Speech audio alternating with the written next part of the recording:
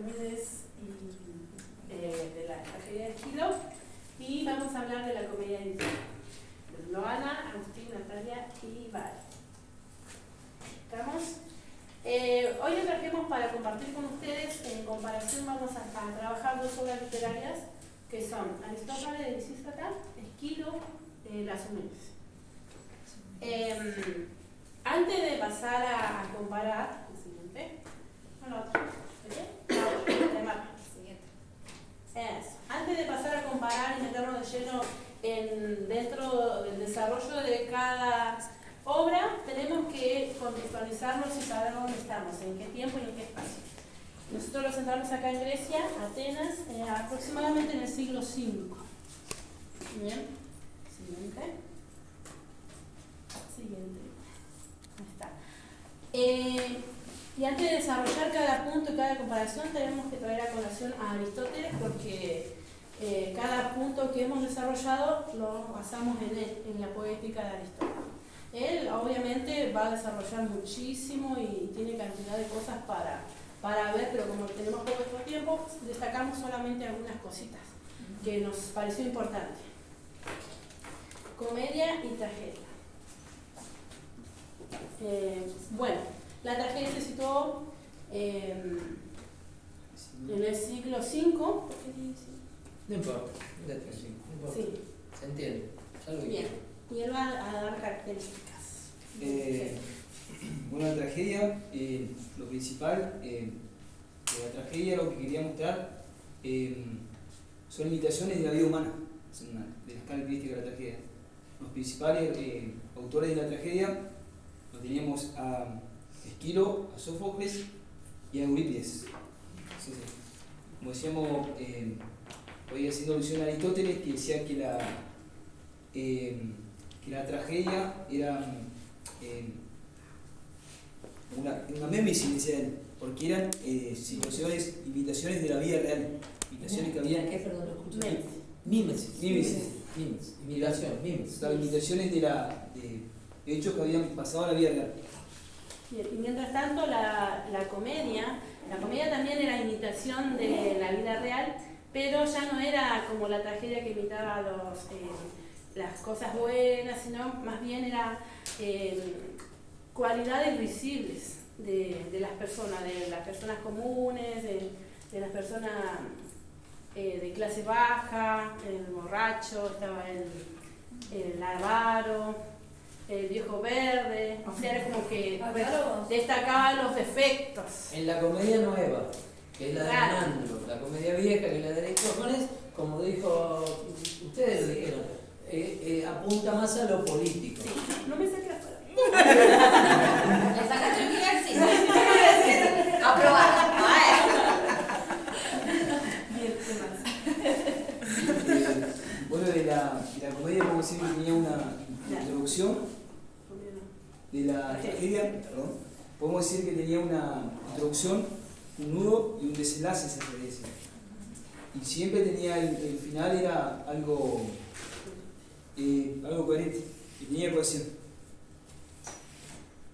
¿Qué más? Sí, lo ¿Algo? ¿Sí? ¿Fue? a la conclusión yo no tengo nada que decir. De los rasgos que presentaba la comedia eran, bueno, el tema de la fuerza, la valentía, que serían cualidades de las personas, ¿no? Eso es lo que se mostraba en la tragedia. Claro, como la tragedia buscaba exaltar esos rasgos humanos. Como decía, como que le ponía un Photoshop y le mostraba bien lindo, pero como que le daba un filtro, podemos decirlo nosotros ahora, ¿no? Le ponía un plus a eso para enaltecer las acciones humanas o las cualidades. Sin embargo, en la tragedia, como dijimos, no, todo lo contrario, sino todo lo mediocre, todo lo malo apuntaba. Y bueno, la tragedia antigua, que era de Lisístrata, que nosotros estamos trabajando, apuntaba más a lo político, a manifestar un descontento político, referido a los demagogos que estaban en la época, a las guerras, por ejemplo, la guerra del Peloponeso. Yo le digo otra palabra. Bueno, y ¿qué más sigue? Por ahí algo que quería presentar respecto a la comedia, que han visto una película de Gladiador, ¿no? Sí. Claro, hay una parte donde se muestra que lo derrotan al emperador. Pues yo lo quería comparar con el tema de la comedia, ¿no? Que hacen que pelee un enano con una persona mayor. Y ahí como que muestran algo de la comedia porque es una parodia de que lo están derrotando al emperador en ese entonces. Ahí se lo comparaba con Claro, lo llevábamos al cine. Claro, de la comedia. Después la finalidad de la tragedia es lo que el público se vea como identificado con la obra. Entonces como con algo que le pasó y que le genere una sensación. Entonces que genera una catarsis, que es como una liberación de las personas y que se ve reflejado en caso de un juicio de una persona inocente, en realidad si me pasa a mí, que yo me veo reflejado en esa persona, ¿cómo me sentiría? ¿No? Entonces como que trasladar las sensaciones al público. Claro, ahí hablaba también Aristóteles de la conmiseración, que bueno, se da cuando el héroe estaba en una dicha y pasaba la desdicha y como que se sentía que era injusto, ¿no? O por qué le pasaba esto, entonces ahí se realizaba eso. Y bueno, la catarsis y la depuración, ¿no? De sentimientos, de emociones, y eso es lo que quería hacer la tragedia. En cambio la comedia era más cómico. Es que a veces la tragedia podía poner en obra lo que no se podía decir en palabras por la gente. Entonces la catarsis venía por eso. Claro. Eso que uno tenía que guardarse porque no lo podía expresar, al verlo ahí era como que todo el mundo se liberaba y estaba ahí puesto. Y yo me descargaba de ese peso. Claro. Y en ambas, tanto comedia como tragedia, se puede decir que hay personas actuando, que era algo que en la epopeya no había. Había una persona narrando solamente, entonces ese es un dato que nadie lo dijo todavía. Bien. Y bueno, en la comedia se actuaba en un lugar común, como en una taberna, en la casa. En la Edad Media, acá no, acá en los teatros también. En los teatros, sí, obviamente. sí. En la Edad Media sí, son los trovadores, Los espacios, sí. ambulantes y los que actúan en las cortes. Claro. Pero acá no, acá siempre en el teatro. Ah, Al menos al principio. claro. En estos siglos, en el teatro. Claro. La Edad Media ya cambia, tiene otro formato. Y bueno, pasamos al siguiente. El tema de la tragedia era en templos y en los templos, ¿no? Sí. Templos y En palacios. templos y palacios se presentaba la tragedia. Bien, ahí tenemos las imágenes, la famosa imagen que hemos visto todo este cuatrimestre seguramente. De las chicas. Oreste siendo atormentado por Las heridas. las erinias. Si habremos soñado con las erinias. Mejor Ahí que no. está, miren qué bellas son. Bueno, esa buscamos algunas imágenes. Había muchísimas. Bueno, Sí, pero ahí tienen la imagen, lo que yo les decía, divinidades que ni tienen estatua, pero y son terribles y se escriben en femenino. O sea, el femenino servía también para mostrar lo horroroso, ¿no? Ahí viene el criterio. Y me gustó igual en el diccionario de Pierre Grimal, Pierre Grimal, sí. que no lo había visto yo, y me puse a mirar y da un montón de características de las eugenias, que yo Sí, digo, sí. oh, lo hubiese leído antes. ¿Por qué no la leía? Pero me re gustó porque daba una descripción muy linda, así que sigamos. ¿Queda mucho? Perdón, no, porque nos quedan 16 minutos para esas. ¿Cuánto está? Ay, no los apures. Creo que 15. No, pregunto para. Encima teníamos video, pero Bueno, sigan, no hable conmigo, Valentina, sigue.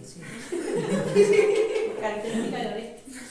espera que el profe me apoya un poco. Bueno, ahí tenemos los personajes de la tragedia de Esquilo, que también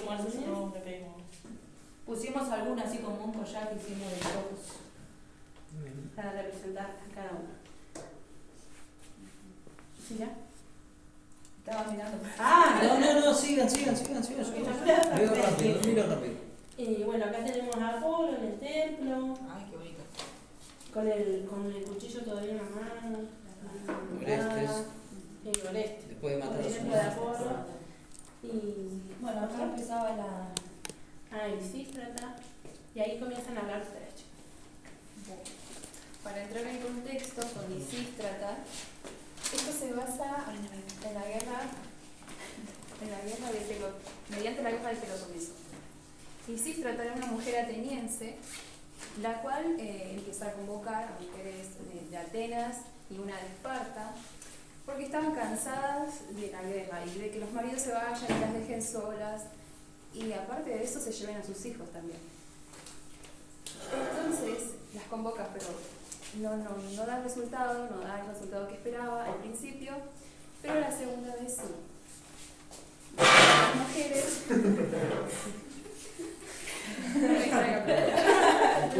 llegan las mujeres, bueno, ellas le comentan, les preguntan, les cuestionan si están cansadas de lo mismo que, o sea, si les pasa lo mismo que a ella. Sí, a los que las demás le dicen que sí. ¿Qué le pasaba?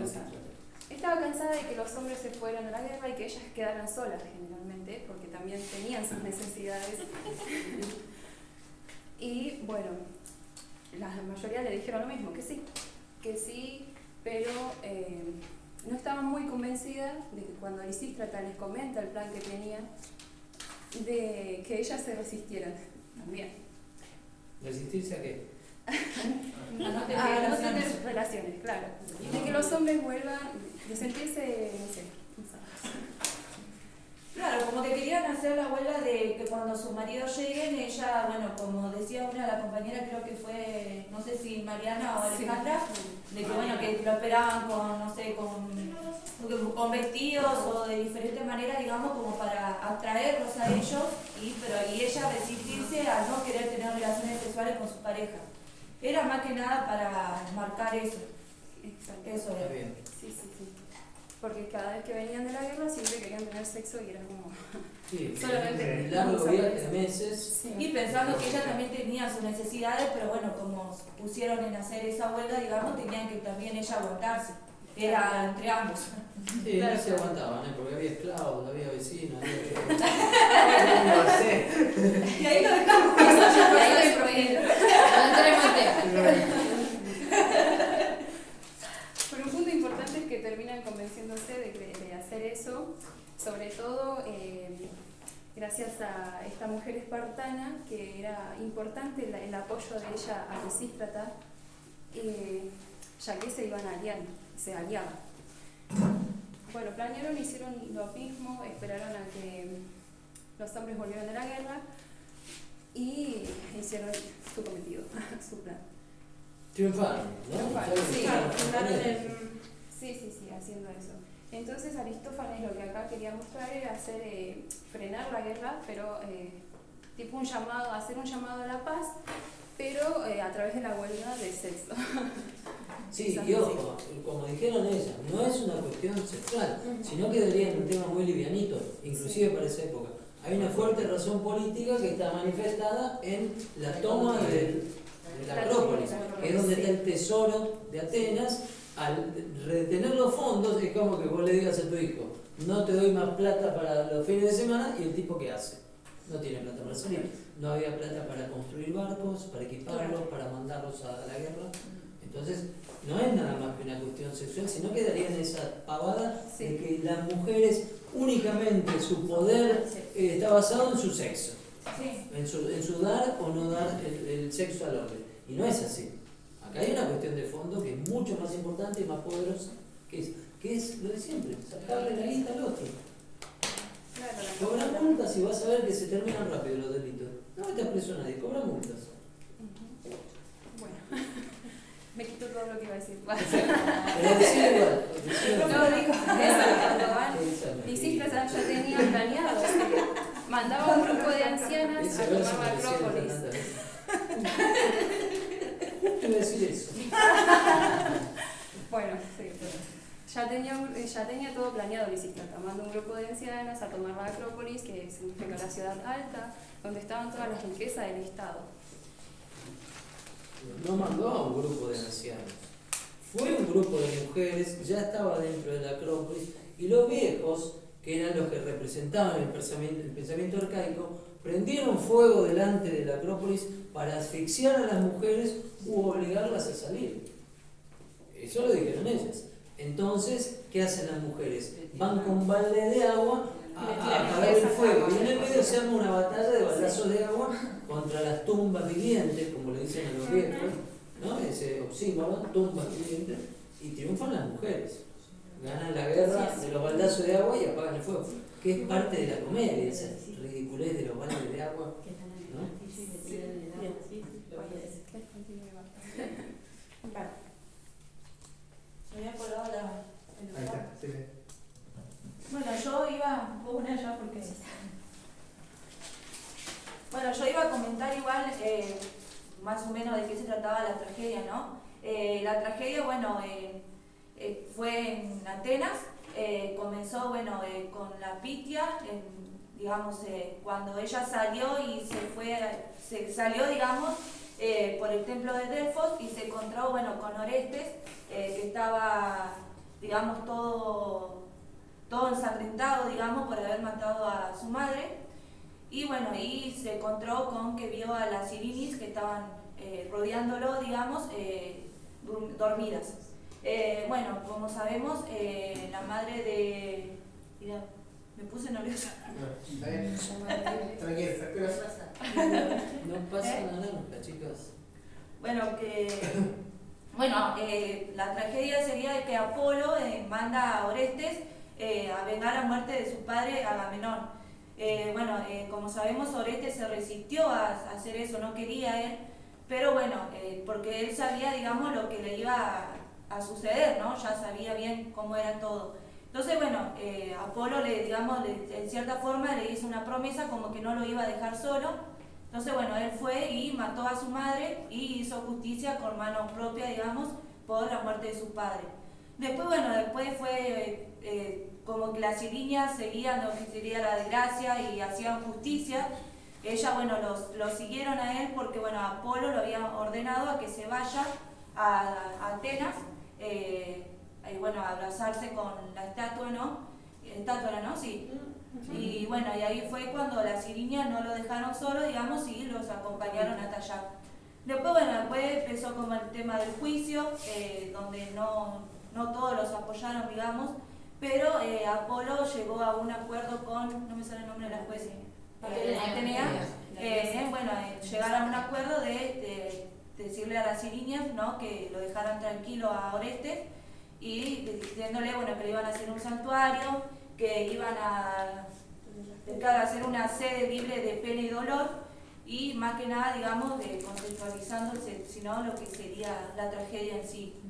Y la diferencia que hay entre la tragedia y la comedia es que, bueno, como sabemos, se basaban en hacer cosas trágicas y en la comedia era como una obra, digamos, y era otro contexto. Digámoslo con otras palabras, la tragedia se basaba en los mitos. Sí. Y la comedia trata de temas humanos, ¿no? Trata de personas, que ya creo que lo habían dicho también, ¿no? Sí. O sea, el mito es la base de la tragedia, Exacto. no lo trágico. Lo que produce al público, la tragedia que produce que vos te compadezcas de lo que está pasando y la comedia te produce risa. Exactamente. Claro, porque La cuando uno se compadece también piensa que eso que le pasó a este tipo me podría pasar a mí. Ahí es cuando se suscita el temor. Y cuando se suscita la compasión es cuando el otro es mejor que yo, como no me va a pasar algo como ese porque es mejor que yo, simplemente me da pena, pero el temor, dice Aristóteles, se suscita cuando lo que está pasando ahí podría pasarme a mí también. Y ahí tengo miedo.